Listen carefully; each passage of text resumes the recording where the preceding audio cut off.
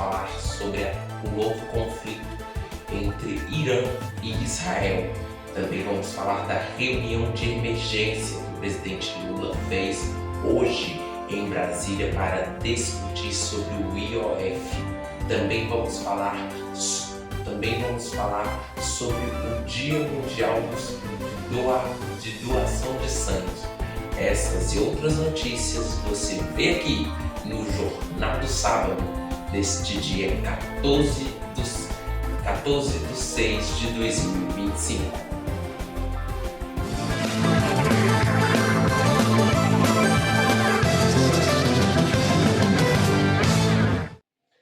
Boa noite a você. O Jornal do Sábado está no ar. E um novo conflito começou. Já não bastava Israel estar contra Hamas, agora uma nova guerra se inicia. Irã versus Israel. Durante os últimos dias, Israel lançou mísseis contra o Irã e o Irã devolveu os ataques contra Israel. O Irã, inclusive, ameaçou outros países de serem atacados por o Irã. O Irã é um dos países que tem força nuclear. Vamos ver o que aconteceu. O discurso em apoio a Israel foi seguido de outro, o de pressão para que o Irã aceite um novo acordo nuclear com os Estados Unidos. No começo do dia, em uma rede social, o presidente Donald Trump deu uma espécie de ultimato para Teherã. Aceitem o acordo antes que seja tarde, disse ele. A Casa Branca confirmou que Trump foi informado sobre os ataques contra o Irã com antecedência pelo premier de Israel, Benjamin Netanyahu, mas negou qualquer participação na ofensiva israelense. Segundo a imprensa americana, Trump acompanhou a resposta iraniana junto do comando militar. O temor de uma nova guerra no Oriente Médio entre dois países com potencial nuclear alarmou os principais líderes mundiais. Reino Unido, França e Alemanha reafirmaram o direito de Israel de se defender, mas pediram uma solução diplomática para o conflito. Já aliados do Irã, como Turquia, Arábia Saudita e Rússia, acusam Israel de violar a soberania do país persa. O governo brasileiro condenou a ofensiva israelense. Em nota, o Itamaraty afirmou que os ataques ameaçam mergulhar toda a região em conflito de ampla dimensão, com elevado risco para a paz, a segurança e a economia mundial. Em vários países, embaixadas e consulados israelenses foram fechados por tempo indeterminado. E todas as companhias aéreas desviaram milhares de voos que passariam ou teriam como destino a região em conflito. Por causa dos ataques entre Irã e Israel, o exército americano enviou 2 navios de guerra para o Oriente Médio. Além da proteção aos israelenses, a Casa Branca visa resguardar suas bases militares, onde servem mais de 40 mil soldados. No fim da tarde, depois da retaliação do Irã contra Israel, a crise entre as nações inimigas foi debatida numa reunião de emergência no Conselho de Segurança da ONU em Nova York. O disparo de 100 mísseis balísticos marcou o início da retaliação do Irã a Israel, 18 horas depois que a aviação israelense atacou bases militares e nucleares iranianas. A única arma do Irã, milhares de mísseis e drones, pode ser disparada a conta-gotas, todos os dias, mantendo os israelenses dentro de abrigos antiaéreos e o país paralisado. O cenário é de uma guerra de atrito, longa. Para concluir a destruição do Irã nuclear, Israel precisa de bombas que penetrem profundamente em alvos subterrâneos. E só os Estados Unidos as têm. Fez hoje novas ameaças. Nas palavras de Benjamin Netanyahu, Israel vai atacar todos os locais e todos os alvos do regime dos ayatolás. Ele também afirmou que o que eles sentiram até agora não é nada comparado ao que vão sentir nos próximos dias. Ainda segundo Netanyahu, os ataques aéreos israelenses já atrasaram o programa nuclear do Irã, possivelmente em anos, e golpes mais pesados ainda estão por vir. A Agência Internacional de Energia Atômica confirmou que 4 instalações críticas no complexo nuclear de Isfahan foram danificadas no ataque israelense de ontem, incluindo unidades de enriquecimento de urânio e de produção de combustível nuclear, mas que não há risco de contaminação.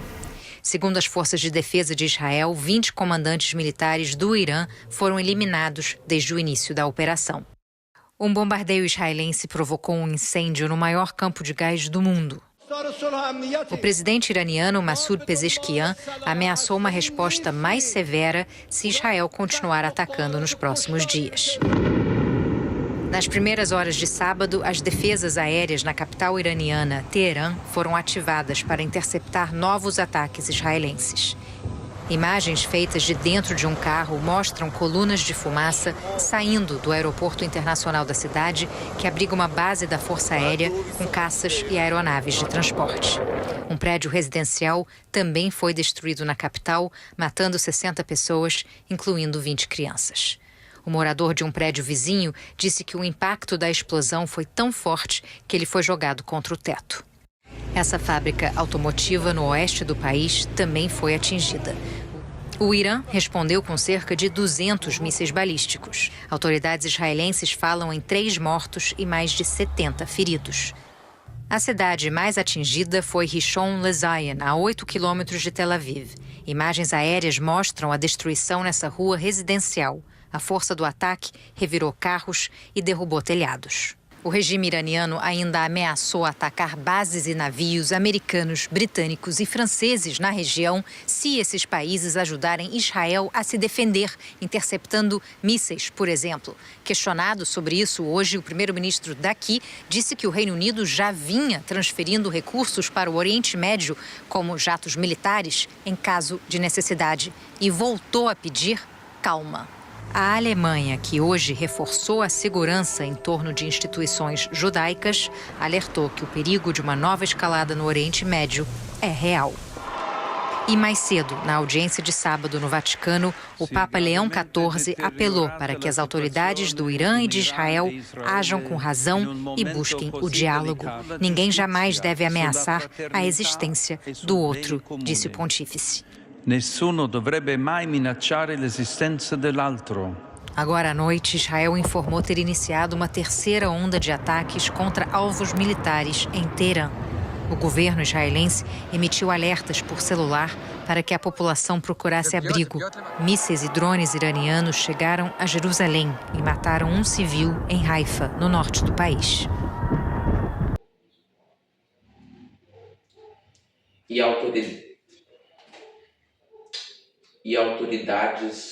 Autoridades do mundo inteiro pediram um acordo de paz entre Irã e Israel.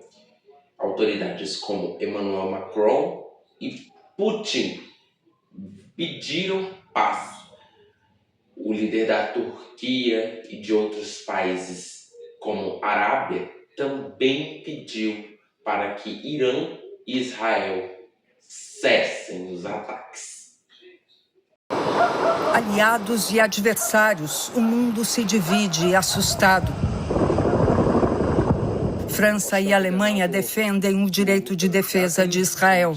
O presidente francês, Emmanuel Macron, conversou com líderes árabes e com o presidente americano e, junto com Alemanha e Reino Unido, fez um apelo para que seja evitada a escalada posterior ao ataque israelense. Tentativas diplomáticas em telefonemas por todo o mundo. A primeira-ministra italiana, Giorgia Meloni, também falou com Donald Trump. E o seu governo pediu em parlamento uma defesa única, europeia. As bombas de Israel atingiram também os nervos do velho continente. A presidente da Comissão Europeia, Ursula von der Leyen, disse que os relatos são profundamente alarmantes. A chefe da diplomacia do bloco, Kaja Kallas, só vê saída no diálogo entre as nações. O secretário-geral da OTAN, Mark Rutte, baixando o tom, ressaltou que é crucial que aliados como os Estados Unidos trabalhem para acalmar a situação no Oriente Médio.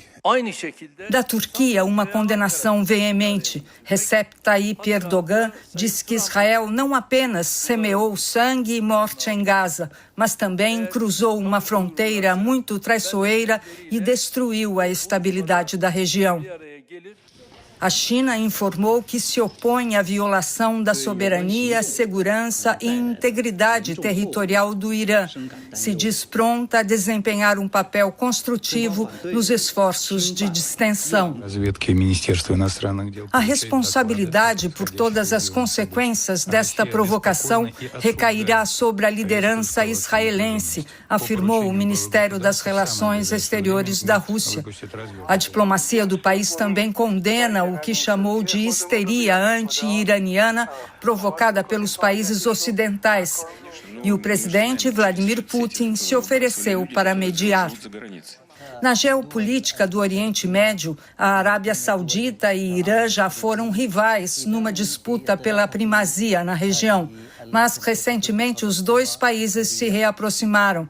Hoje, o governo saudita condenou fortemente o que chamou de agressão israelense aos irmãos da República Islâmica do Irã, numa violação das leis internacionais.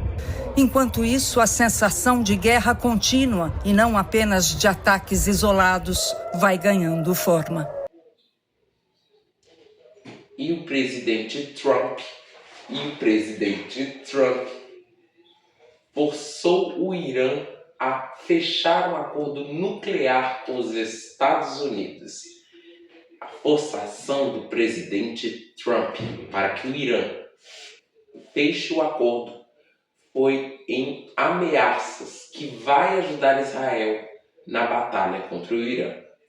O Irã achou um absurdo o que o presidente Trump disse e afirmou que tem força para lutar contra os Estados Unidos e Israel juntos.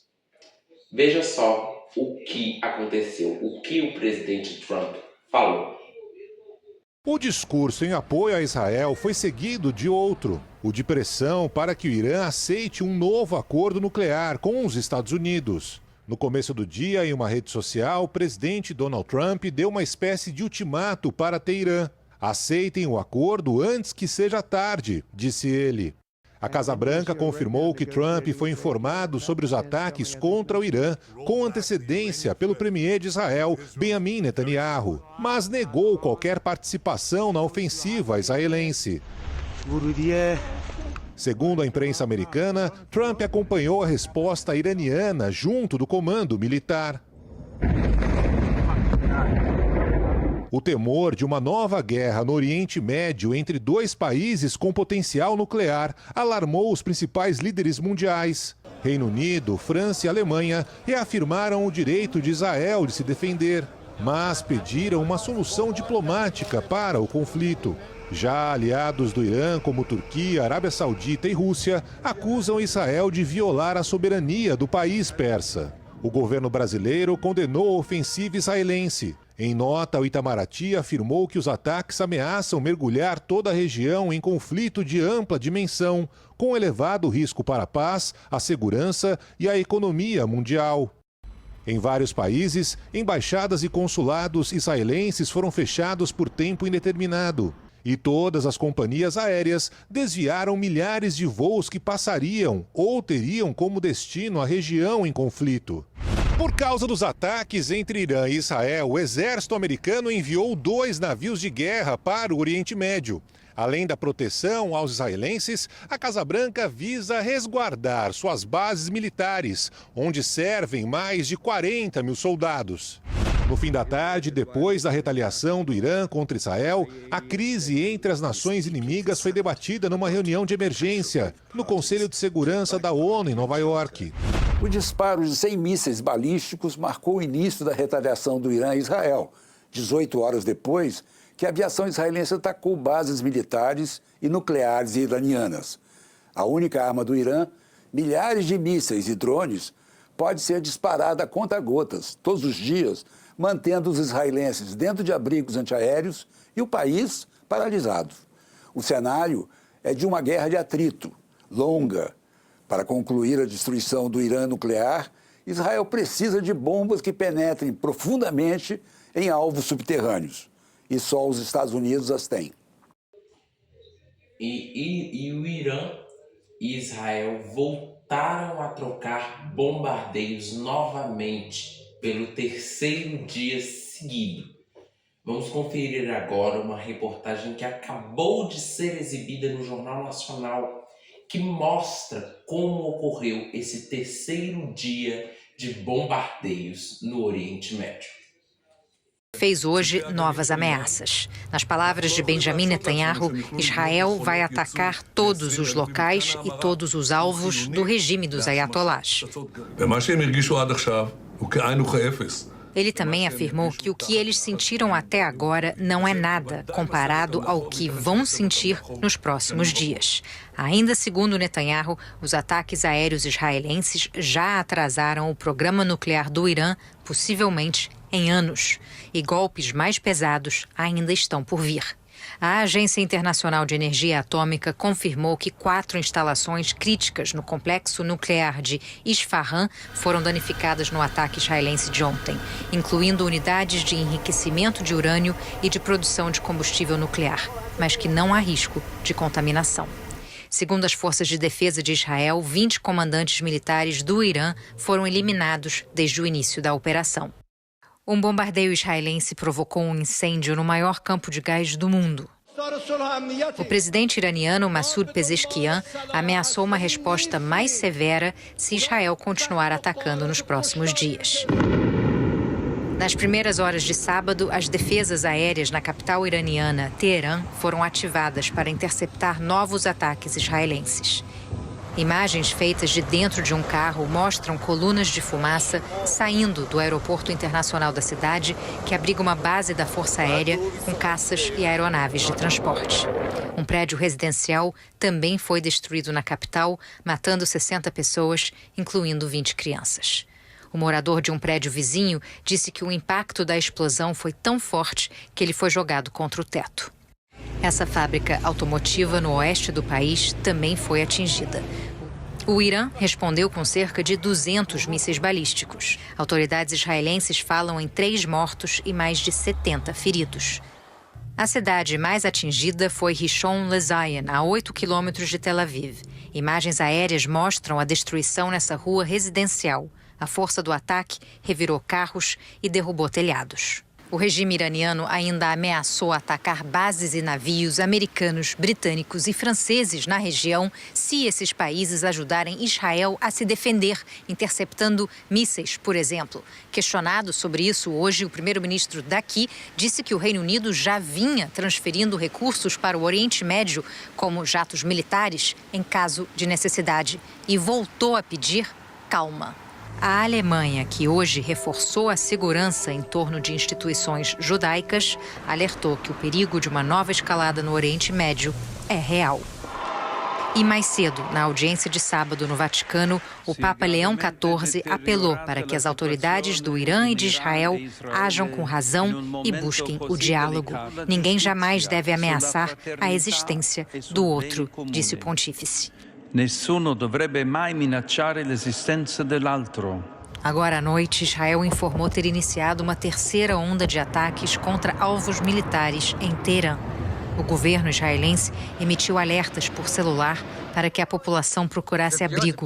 Mísseis e drones iranianos chegaram a Jerusalém e mataram um civil em Haifa, no norte do país. E vamos também agora mudar um pouco de assunto e vir para o Brasil. O presidente Luiz Inácio Lula da Silva, o presidente Lula, convocou uma reunião de emergência em Brasília para discutir sobre o IOF. O ministro da Fazenda Haddad, um dos iniciantes sobre o reajuste no IOF, esteve presente na reunião. Os líderes do Senado e da Câmara também estiveram na reunião convocada às pressas pelo presidente Lula. Lula recebeu Hugo Mota, ministros e líderes da base para uma reunião de emergência de 2 horas no Palácio da Alvorada, de olho no pacote fiscal. O presidente pediu a Hugo Mota uma avaliação do clima no Congresso, diante do que o próprio governo já trata como uma derrota anunciada. A votação nesta segunda dá urgência para derrubar o novo decreto de aumento do IOF, que afeta operações de crédito e compra de moeda estrangeira. Como o governo já jogou a toalha, a grande preocupação é aprovar a medida provisória que eleva outros impostos, defendida pela equipe econômica como correção de distorções. Hugo Mota já tinha voltado para a Paraíba, recebeu o convite para participar da reunião e resolveu retornar a Brasília. Lula afirmou que a medida provisória garante o orçamento como está, mas disse que se o texto não for aprovado, as emendas parlamentares, por exemplo, entram na mira dos cortes. Entre as propostas está a cobrança de 5% de imposto de renda sobre títulos hoje isentos, como LCA e LCI, usados pelo agronegócio e pelo setor imobiliário para alavancar investimentos. Também acaba o incentivo para manter recursos em aplicações como CDBs, Tesouro Direto e fundos. A partir de 2026, o IR padrão passaria para 17,5%, maior que a alíquota mínima cobrada hoje, 15%. Representantes da indústria e da agricultura afirmam que a mudança pode encarecer alimentos. Até o Centrão, que faz parte da base de apoio a Lula, protestou, ao lado da oposição. Nós temos que mostrar ao governo que não é aumentando imposto, que não é por meio de um confisco que nós vamos arrumar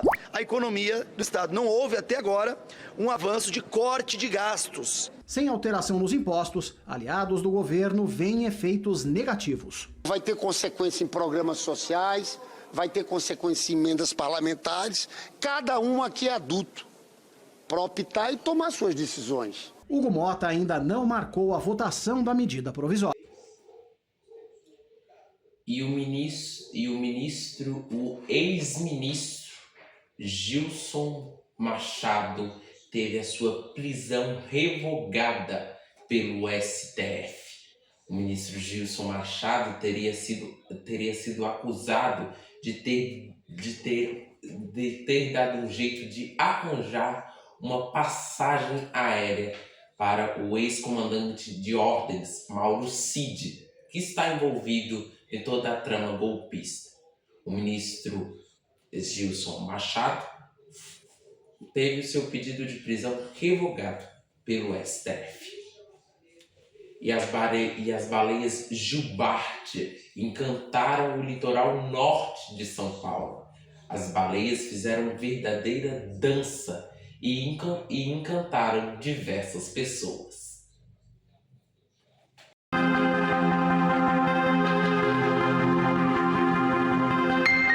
Elas chegam com o frio e aquecem o turismo de inverno no litoral norte paulista. Todo ano, as baleias jubartes migram da Antártida para as águas quentes da costa brasileira e transformam a paisagem do Canal de São Sebastião.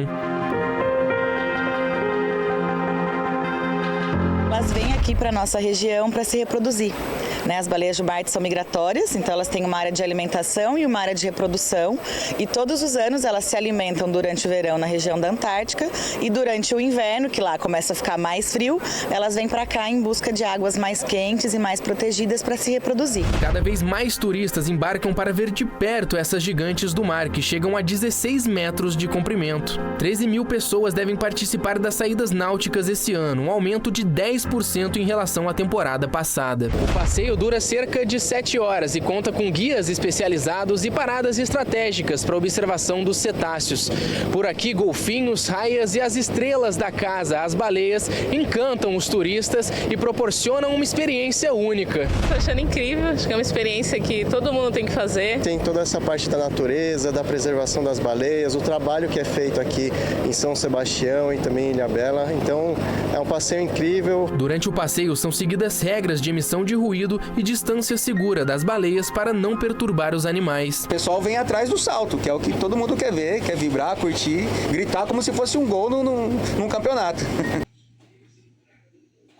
Uma gracinha estas baleias jubartes.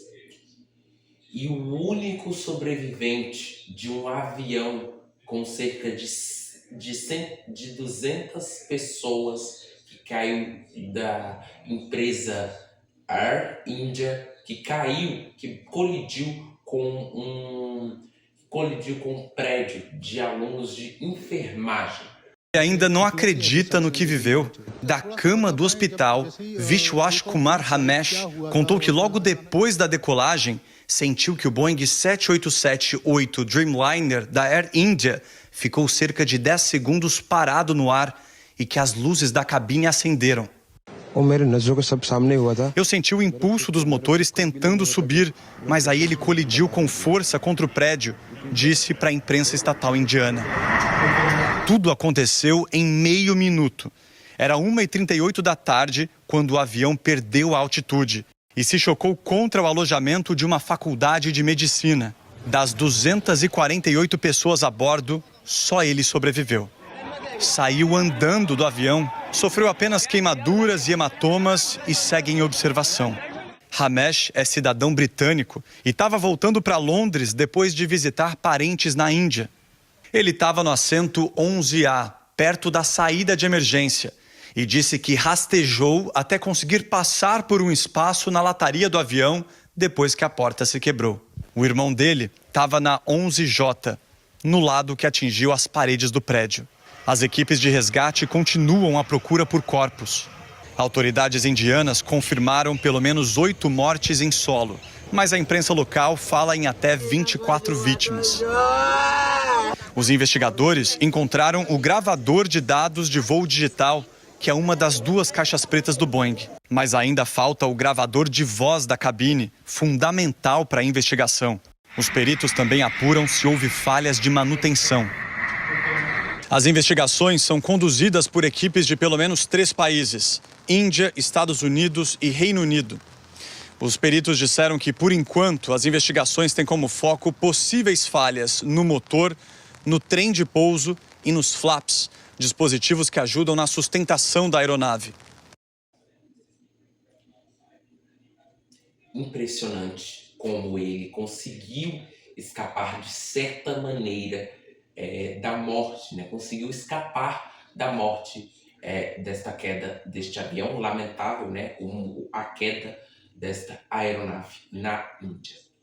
E uma pesquisa divulgada pela Datafolha afirma um novo cenário atual das eleições de 2026. O presidente Lula, que agora é presidente da República, aparece na frente nas pesquisas. Porém, na visão de segundo turno, Lula aparece empatado com Jair Bolsonaro e Tarcísio de Freitas, governador de São Paulo atualmente e possível candidato à presidência. A questão é que o ex-presidente Jair Bolsonaro está inelegível até 2030. Porém, a pesquisa ainda coloca Bolsonaro como candidato em 2026. Confira agora como ficou esta pesquisa. Vamos ver aí como será essas eleições de 2026, que terá a cobertura do Jornal do Sábado e do Jornal da Noite TV. Vamos agora também falar sobre a premiação, uma premiação super importante do jornalismo da América Latina. A TV Bandeirantes, canal 7 na Oi TV, recebeu o prêmio de melhor reportagem jornalística, pela uma reportagem feita pela âncora e apresentadora do Jornal da Band, Adriana Araújo. A premiação, ela premia emissoras da América Latina inteira, e a TV Bandeirantes levou o prêmio de jornalismo. Parabéns à TV Bandeirantes. Parabéns, TV Band, pela grande vitória. Vamos falar agora, hoje, dia 14 de 5 de 2020 e de 2025, é o Dia Mundial da Doação de Sangue. A doação de sangue tem cada vez diminuído no Brasil. Sangue pelo menos uma vez por ano. Desta vez trouxe 4 amigos. Vou chamar a galera, né? Vou mandar o convite. Daí mandei no grupo da igreja, dos amigos e daí vieram junto. Entre eles a Luana, que fez a doação pela primeira vez. Um dia pode ser a gente, então quanto mais a gente fizer o bem, melhor. A data também movimentou hemocentros de outras cidades do Brasil, como Curitiba e Belo Horizonte. Eu acho que as pessoas tinham que ter um pouquinho de consciência para estar fazendo a doação também, né? Tem muita gente ainda precisando. O desafio é que essa seja a realidade dos bancos de sangue durante todo o ano. Menos de 2% dos brasileiros são doadores de sangue. E isso é insuficiente para manter os estoques mínimos. Os homens podem doar 4 vezes ao ano, uma vez a cada 60 dias, e as mulheres podem doar 3 vezes ao ano, uma vez a cada 90 dias. A Fundação Pro Sangue em São Paulo, um dos maiores hemocentros públicos do país, está com nível crítico nos estoques de O, A e B negativos. Uma bolsa pode salvar até 4 vidas. A transfusão é essencial em casos com ferimentos graves, tratamentos de doenças hematológicas e para pacientes com câncer. E o sangue tem uma validade. Um dos componentes que a gente mais utiliza no INCA é o concentrado de plaquetas, cuja validade é de 5 dias somente. E quem já é doador, garante. É super tranquilo, não precisa ter medo de agulha nem nada. Só vem, você vai estar ajudando alguém, uma vida. É, gente, doe, tá? Não dói nada. Doe sangue agora. E vamos agora de previsão do tempo.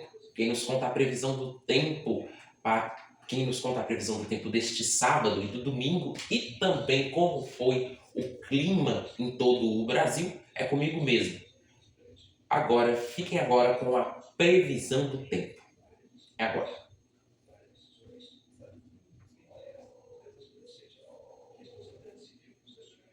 Boa noite, eu.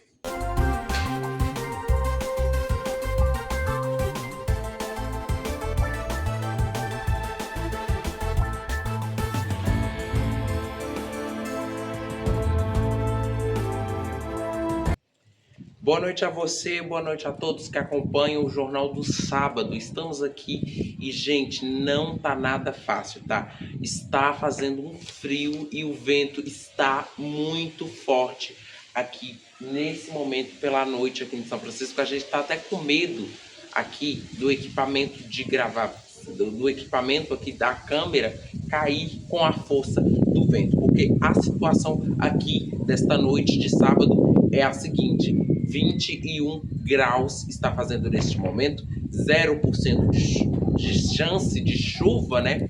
A umidade está em 52%, tá? A velocidade do vento, 18 km por hora. Isso aqui durante esta noite de sábado, dia 14/5/2025. Dia 14/6/2025 é essa a previsão do tempo, tá? E para o domingo aqui em São Francisco, 28 graus durante a tarde. Sim, amanhã não fará calor, amanhã fará frio, segundo a previsão do tempo. Aí amanhã tem 5% de chance de chuva, 53% de umidade e amanhã os ventos estarão de 14 km por hora. No momento, repetindo, está 18 km por hora os ventos aqui em São Francisco, Minas Gerais. Nós estamos agora vendo que tá fazendo friozinho aqui em São Francisco, tá? Mas em outras regiões do país fez frio, tá? E fez muito frio mesmo. Vamos agora dar uma conferida como foi o clima em outras regiões do país. Vamos agora com a previsão do tempo do Jornal da Band, para a gente ver como vai ficar em outros países. Sobre a previsão do tempo agora, alerta para temporais, viu? No sul, nordeste e no norte, olha a quantidade de nuvens ali no nosso mapa. A rota da chuvarada é o seguinte: Santa Catarina, Paraná e Mato Grosso do Sul, depois no nordeste, Sergipe e Alagoas e no norte, Amazonas e Roraima. O sol até volta no sudeste nos próximos dias, mas é aquela luz de geladeira. As temperaturas vão continuar baixas. A boa notícia é que essa massa de ar frio pelo menos começa a se afastar e as máximas vão subir um pouquinho durante a tarde para Rio de Janeiro e São Paulo.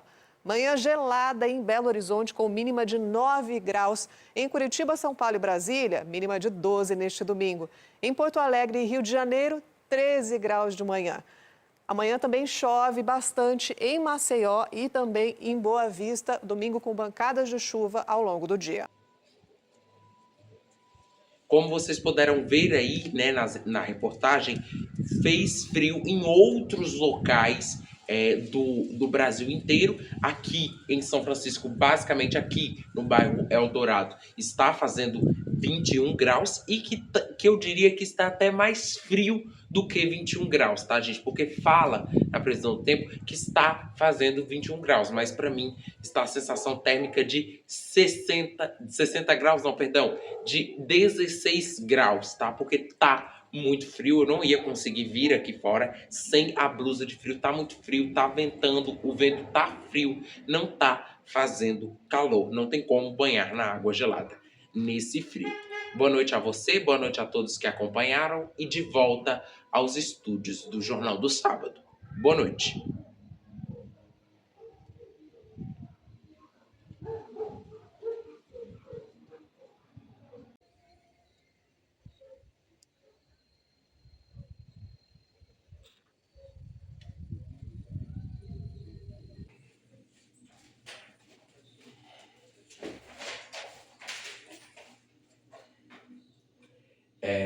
Nesse frio não tá fácil para ninguém.